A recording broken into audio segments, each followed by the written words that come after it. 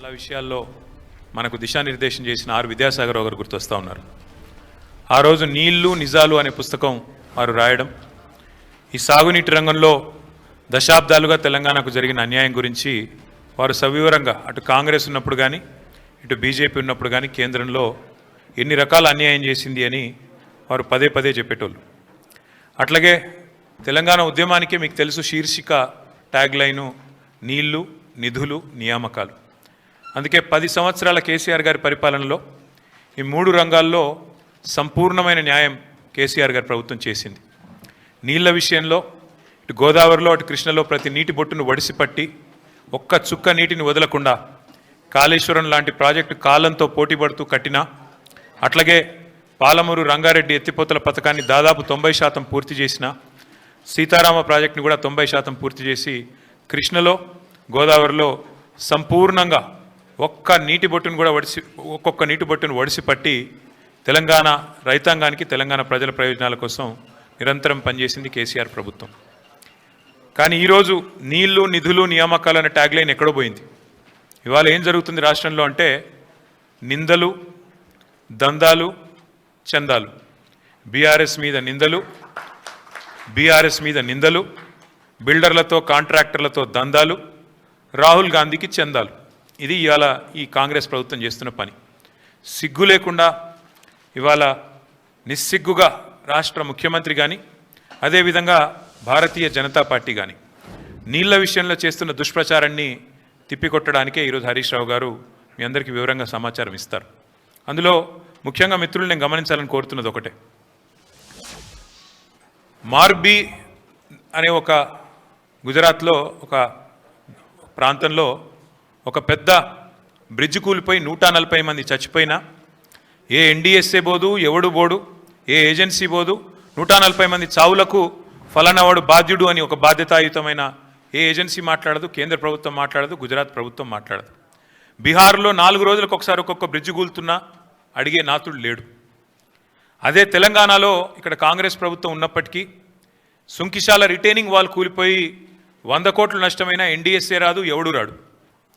అట్లాగే SLBC tunnel వీళ్ళ అవినీతి కమిషన్ల కక్కుర్తితో అది నిజంగా మళ్ళా తిరిగి రివైవ్ చేసే పరిస్థితి ఉందా లేదా అని కూడా సోయి లేకుండా, కనీసం ఆలోచన లేకుండా, ఇంగిత జ్ఞానం లేకుండా పూర్తి స్థాయిలో కుప్పగూలిపోయి 8 మంది చచ్చిపోయి దగ్గర 100 రోజులు దాటిపోయినా ఇప్పటి వరకు ఉత్తమ కుమార్ రెడ్డి మాట్లాడాడు, రేవంత్ రెడ్డి మాట్లాడాడు, కేంద్ర ప్రభుత్వంలో ఉన్న ఒక్క మంత్రి మాట్లాడాడు, ఎవరు బాధ్యత తీసుకున్న మనిషి లేడు. అట్లాగే వట్టెం పంప్ హౌస్ మునిగిపోయిన ఈ కాంగ్రెస్ ప్రభుత్వం వచ్చిన తర్వాత దాని గురించి మాట్లాడేటోడు లేడు. అట్లాగే పెద్దవాగు ఒకసారి కాదు 2 సార్లు కొట్టుకొని పోయిన ప్రాజెక్టు అడిగేవాడు లేదు. కానీ కాళేశ్వరం విషయంలో మాత్రం హరీష్ రావు గారు, కేసీఆర్ గారు 100 సార్లు చెప్పారు. కాళేశ్వరంలో 100 కంపోనెంట్లు ఉంటే ఒక్క కంపోనెంటు ఒక బ్యారేజ్, అందులో 3 బ్యారేజీలు, 19 రిజర్వాయర్లు, 21 పంప్ హౌజులు, 100 కిలోమీటర్ల సొరంగ మార్గాలు, 1000 కిలోమీటర్ల ప్రవాహ కాలువలు ఉన్నాయి, 100 కంపోనెంట్లు ఉన్నాయి. ఆ 100లో ఒకటి మేడిగడ్డ బ్యారేజు. అందులో మొత్తం 371 పిల్లర్లు ఉంటే 3 బ్యారేజీలు కలిపి 2 పిల్లర్లలో ఒక దగ్గర పగులు వచ్చింది.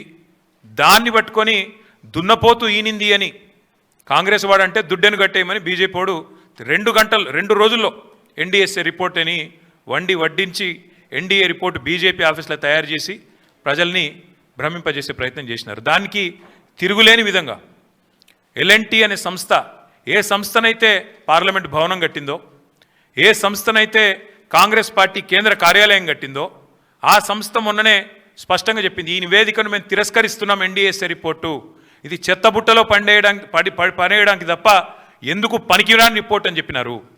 అట్లాగే ఆ సంస్థనే ఏ సంస్థనైతే నేను అడుగుతున్నా రేవంత్ రెడ్డిని, ఏ సంస్థనైతే మేడిగడ్డ బ్యారేజ్ కట్టిందో ఆ సంస్థ నిజంగానే పనికిరాందైతే మరి కాంగ్రెస్ పార్టీ కార్యాలయం కూడా ఆ సంస్థతో ఎందుకు కట్టించినామని నేను అడుగుతా ఉన్నా. కాంగ్రెస్ పార్టీ కార్యాలయం కూడా తెలంగాణకి వెళ్ళిపోయిన మూటలతోనే కట్టిరు, మీరు అందరికి తెలుసు అది. అందుకే మేము అనేది ఇవాళ వాస్తవాలు తెలియజెప్పడానికి తెలంగాణలో జరుగుతున్న దుష్ప్రచారం 2 పార్టీలు ఒకటై కాంగ్రెస్ బీజేపీ కుమ్మక్కై ఇవాళ దున్నపోతు ఈనిందని ఒకడంటే దుడ్డెను కట్టేయమని ఇంకోటి అన్నట్టుగా ఇద్దరు ఒకటై నీళ్ళిచ్చిన కేసీఆర్ మీద, నీళ్ళిచ్చి కన్నీళ్లు తుడిచిన కేసీఆర్ ప్రభుత్వం మీద అభాండాలేసే ప్రయత్నం ఏదైతే చేస్తున్నారో, కమిషన్ పేరిట ఏదైతే నాటకాలు ఆడుతున్నారో ఆ విషయంలో వాస్తవాలు బట్టబయలు చేయడానికే ఇవాళ హరీష్ రావు గారిని నేనే కోరినా. మీరు దయచేసి చెప్పాలి, మీరు ఎందుకంటే మీకున్న అనుభవం ఎవరికీ లేదు. కానీ ఇది ఈ పరంపరలో మొదటిది ఈరోజు ఈ మీటింగ్. నేను హరీష్ రావు గారిని కోరుతా ఉన్నా, ఇక్కడే కాదు, నేను మొన్ననే డాలస్లో తర్వాత లండన్లో చాలామంది ఎన్ఆర్ఐ మిత్రులను కలిసిన. వాళ్ళందరూ అంటున్నారు, అన్న మాకు కూడా చెప్పండి వివరాలు, మాకు కూడా చెప్పండి విషయాలు, మాకు కూడా చెప్తే మేము కూడా సోషల్ మీడియాలో చెప్తామన్నా, ప్రచారం చేస్తాము. ఈ విషయంలో ప్రభుత్వం ఒకడేమో మరి బట్టగాల్చి మీదేస్తుంటే ఇంకోటి దానికి తానా అంట తందానా అంటున్నాడు. కాంగ్రెస్ వాడు బీజేపీ వాడు ఇద్దరు కలిసి తెలంగాణ బొండిగా విసికే ప్రయత్నం చేస్తున్నారు. తెలంగాణ ముఖ్యమంత్రిగా కేసీఆర్ గారు చేసిన పనిని ఇవాళ కావాలని మరి దాని మీద అపవాదులు వచ్చే విధంగా, దాని మీద అనుమానాలు కలిగే విధంగా ప్రచారం చేస్తున్నారు.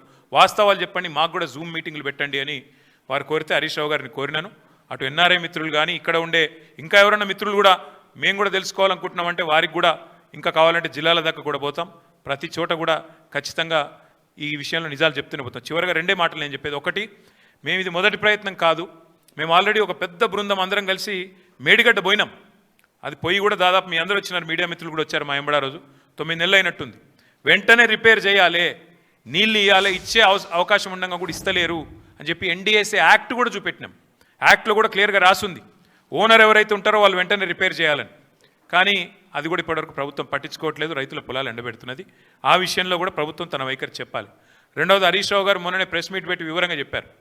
గోదావరి జలాల విషయంలో ఆంధ్రప్రదేశ్ రాష్ట్రం ఇవాళ అనుమతులు లేకుండా కడుతున్న ప్రాజెక్టు మీద ముఖ్యమంత్రి మాట్లాడాడు, బీజేపీ కేంద్ర మంత్రులు మాట్లాడరు. ఒక్కడంటే ఒక్కడు కాంగ్రెస్ వాడు కానీ బీజేపీ వాడు కానీ నోరు విప్పడు, నోరు తెరవడు, కనీసం మాట్లాడరు. అందుకే గోదావరి జలాల విషయంలో కానీ కృష్ణా జలాల విషయంలో కానీ ఈ రాష్ట్ర రైతాంగానికి, రైతాంగ ప్రయోజనాలకు ఎన్నటికైనా శ్రీరామ రక్ష కేసీఆర్ గారి నాయకత్వమే అనే మాట చెబుతూ ఇప్పుడు పెద్దలు హరీష్ రావు గారు మిగతా విషయాలు వారి ప్రజెంటేషన్ రూపంలో వివరించాలని కోరుతూ జై తెలంగాణ.